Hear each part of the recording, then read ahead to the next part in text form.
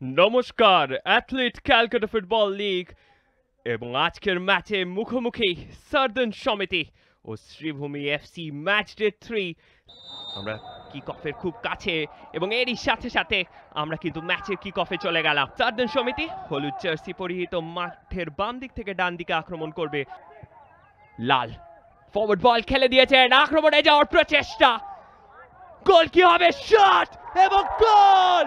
সার্দান সমিতি আজকের ম্যাচে কিন্তু নিজেদের উদ্গমনের পথটি কিন্তু তুলে ধরলো। এখানে আরো একবার দেখে নেবো ঘটনাটি কিভাবে ঘটেছিল। একদম পায়ের এক টোকায় ইনস্টেপে কিন্তু ওখানে বলটিকে ফিনিশ করে, ফলে সোহেল একটা টোকায় বলটিকে কিন্তু জালের পিছনে জড়িয়ে দেয় সোহেল আলী ওয়াহাব।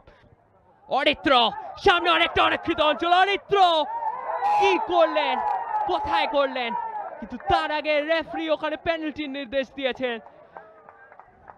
বল কিন্তু বেরিয়ে গিয়েছিল এবং সেই মুহূর্তে অরিত্রকে যেভাবে গোলরক্ষক অরূপ দেবনাথ ওখানে বাধাটি দিয়েছেন তা কিন্তু একেবারেই বিধিসম্মত হয়নি। Here goes Bipin Mohan, shot এবং গোল! বিপিন মোহন পেনাল্টি থেকে গোল করে কিন্তু শ্রীভূমি এফসি সমতা ফিরিয়ে আনলো।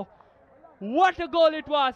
গোলকিপারকে একেবারে চকমা দিয়ে ওখানে কিন্তু গোল করে বেরিয়ে গেলেন বিপিন মোহন। আমান মুন্সি বলটাকে দ্বিতীয় পোস্টের দিকে ভাসিয়েছেন, ওখানে সমীর বারুই এবং গোল! সমীর বারুই একটা অসামান্য ফিনিশ করে দলের স্কোর লাইনটাকে কিন্তু আবারও 2-1 করে দিলেন। গোলকিপার বলের ফ্লাইটটিকে মিস করে এবং সমীর বারুই ওৎপাতা শিকারীর মতো বলটিকে জড়িয়ে দেয় জালে। খুব সুন্দর একটা ডেলিভারি ছিল সেকেন্ড পোস্টের দিকে, গোলকিপার পুরোপুরি বলটা বিট হয়ে যায়।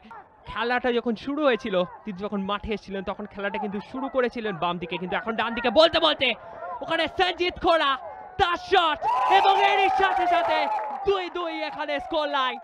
সঞ্জিত খোড়া, যেটা বলছিলাম, তিনি কিন্তু মাঠে আসার পর থেকেই তার জাদু কিন্তু দেখাচ্ছেন এবং তারপরে যে কোনো মুহূর্তে রেফারি কিন্তু লম্বা বাঁশি বাজিয়ে আজকের ম্যাচের কিন্তু জবনিকাপাত ঘটাবেন আকাশ। এবং বলতে বলতে রেফারি ওখানে লম্বা বাঁশি বাজিয়ে জানিয়ে দিলেন আজকের মতো খেলা শেষ। আজকের খেলা শেষে স্কোর লাইন সার্দান সমিতি 2, শ্রীভূমি এফসি 2।